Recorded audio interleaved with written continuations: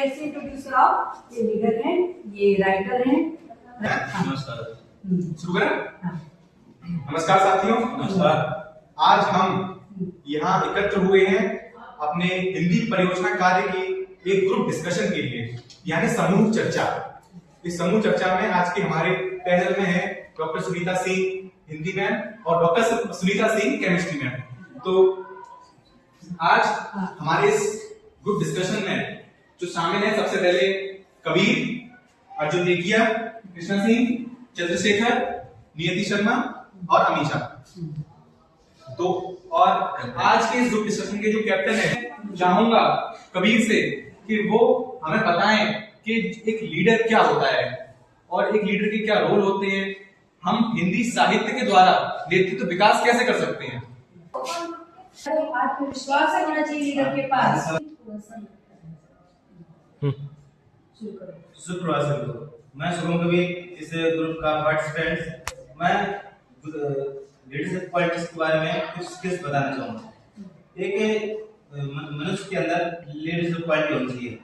जैसे हर इंसान अगर वो लीडर है तो उसके अंदर कम्युनिकेशन स्किल होनी चाहिए, या डिसीजन लेने की क्षमता होनी चाहिए, या टीम बिल्डिंग वर्क होनी चाहिए, या अपने साथियों के साथ मिलजुल कर काम करे और अपने साथियों के साथ मिलजुल काम करे और उनको जो प्रॉब्लम हो वो अपने और उनके साथ मिलकर समझौता करे। और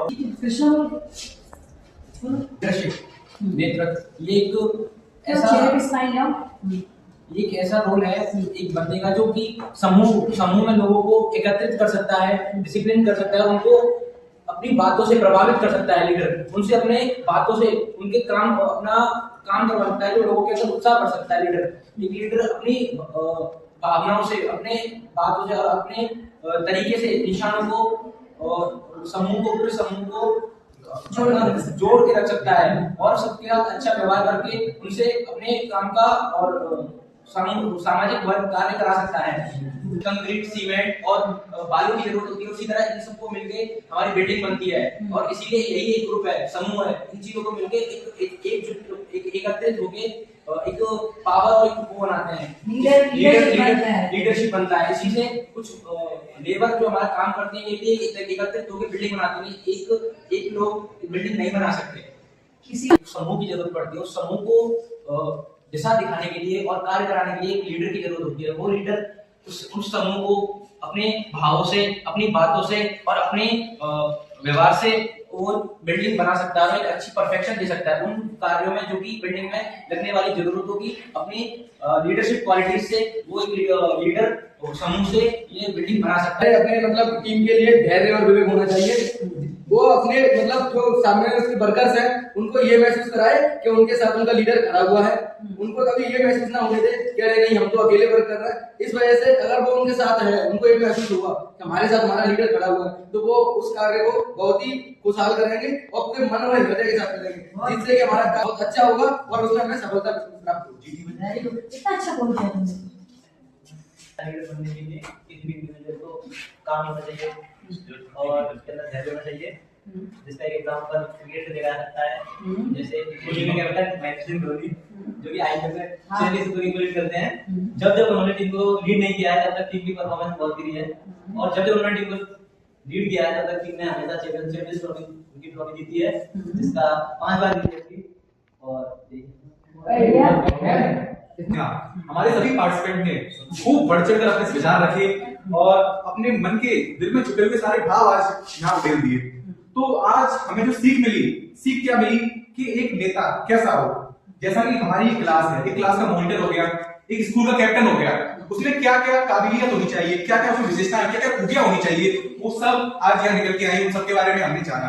अगर मैं आपको एक ब्रॉड डायग्राम में बताऊं क्या होना चाहिए, तो एक उंगली कुछ नहीं कर सकती, लेकिन जब सारी उंगलियां मिलकर मुट्ठी बन जाती हैं तो एक मुट्ठी की ताकत जो होती है। एक पढ़ते हैं कि अकेला चना भार नहीं फोड़ सकता, और सत्य है अकेला कोई व्यक्ति कैसे कुछ कर सकता है। अगर अकेला व्यक्ति सब काम कर लेता होता तो ये टीम की आवश्यकता क्यों होती है। अगर अकेला व्यक्ति गेम खेल लेता होगा तो टीम क्यों बनाई जाती। इसलिए ये बहुत आवश्यक होता है कि हम एक टीम में काम करें, और उससे आवश्यक होता है एक टीम का लीडर जो उस पूरी टीम में एक कोऑर्डिनेशन दिखाए।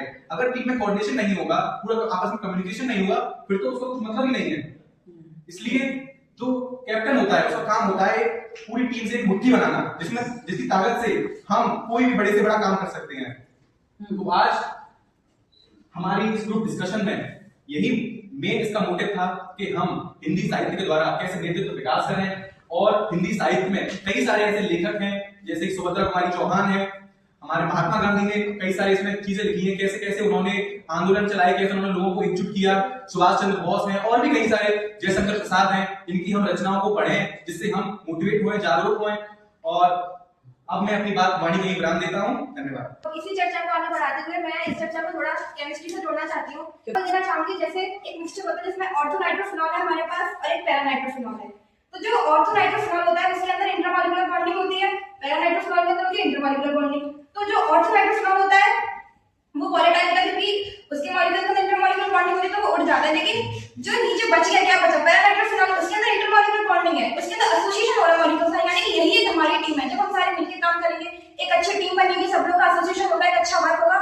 तो ये जो लीडरशिप क्वालिटी है ये हर फील्ड में हर जगह देख सकते हैं कि किस प्रकार चीजों को अच्छे से और बेहतर बनाया जा सकता है, किस प्रकार हम एकजुट होकर एक अच्छे कार्य को अंजाम दे सकते हैं और अपने कार्य को सही से कर सकते हैं। कि पहले हम सोच रहे थे कि क्या होगा, है ना, लेकिन चीजें अपने आप निकलती चली आएंगी। ये अगर डिस्कशन हम 1 घंटे का रखें तो मुझे लगता है हमारे अंदर की जो सोई हुई शक्तियां हैं वो भी जागृत हो जाएंगी, सोई जाग जाएंगी।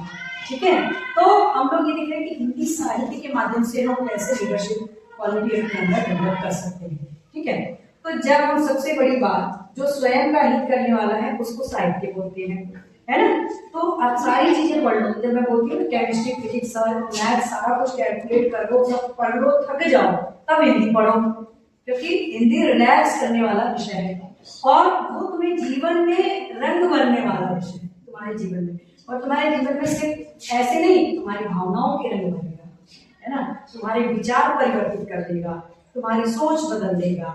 और जब तुम्हारी ये सोच बदल जाएगी, तुम्हारे विचार पॉजिटिव हो जाएंगे, तुम निर्णय लेने की क्षमता जब तुम्हारे अंदर आ जाएगी तो एक अच्छा व्यक्तित्व तुम्हारे अंदर डेवलप होगा, एक अच्छी पर्सनालिटी निकल के आएगी और फिर तुम एक लीडर बन जाओगे। जब लीडर बन जाओगे तो तुम अकेले नहीं रहोगे, तुम्हारे अंदर मल्टीपल टैलेंट विकसित हो चुके होंगे और फिर हर व्यक्ति के साथ उसके स्वभाव के अनुसार तुम डील करने लग जाओगे, है ना। कोई अब मान लो टीम है अपना, कोई कम काम कर लेता है, कोई ज्यादा कर लेता है, कोई अच्छा सोच लेता है, कोई बहुत धीरे धीरे चला। लेकिन जब हम एक टीम में बन गए तो हमको सबको लेके चलना है ना, तो जो चलने वाला बच्चा है बहुत स्ट्रॉन्ग है, उसको जल्दी जल्दी उसको शाबाशी देना है, लेकिन इसको भी छोड़ना नहीं है। दौड़ो दौड़ो दौड़ो, देखो आगे वाले आगे चले गए, उनको भी जल्दी दौड़ना है, पोस्ट करते हैं, ताकत देते हैं। एक लीडर जो होता है बहुत बड़ा मार्गदर्शक होता है, मोटिवेटर होता है ना। और उसे ये पता होना चाहिए कि मैं अपने एम्प्लॉय से किस तरह से काम लेना है ना, प्यार से पूछना के। कभी कभी ढीठ टाइप के लोग भी हमारे पास पड़ जाते हैं, तो उस समय ऑथोरिटेरियन भी होना पड़ सकता है, ऑथोरिटेटिव भी हो सकते हैं, है ना। तो उस समय हो सकता है थोड़ा डांटना भी पड़ेगा, पर बाद में ऐसा देखना है कि उसकी भावनाओं को चोट तो नहीं पहुंच गया मेरे डांट से, थोड़ी देर बाद उसको पुरस्कार भी देना है, प्यार भी कर देना है, पानी भी पिला देना, जरूरत पड़े तो खाना भी खिला दो, है ना, रिलैक्स कर दो। पर ऐसे तो कहते हैं पहले के लोगों को साम दाम दंड भेद, और साम दाम दंड भेद की अब जरूरत नहीं है। दिल को छू के व्यक्ति की योग्यता के अनुसार उससे जब हम काम कराने लगे, डील करने लगे, तो वो एक अच्छी व्यक्ति होती है ना। जैसे मैं शुरू में बताया कि डेमोक्रेटिक लीडर होता है, ऑथोरिटेरियन होता है, ऑथोरिटेटिव होता है और डायरेक्टिक होता है, और एक होता है ट्रांसफॉर्मेशन जो सबको कंबाइन करके चलता है ना। तो डेमोक्रेटिक लीडरशिप ज़्यादा सक्सेसफुल है अपने इंडिया में, है ना। लेकिन ट्रांसफॉर्मेशनल अगर बन जाएंगे और जो कहते हैं ना थोड़ा सा लोगों की भावनाओं को समझने वाले बन जाएंगे और अच्छे। ठीक है, थैंक यू वेरी मच। आज के आपकी ड्यूटी कंप्लीट। हम अगले स्पेशल गेस्ट रहेंगे इस ग्रुप के, इसके लिए मैं इनको बहुत बहुत धन्यवाद। Thank you ma'am.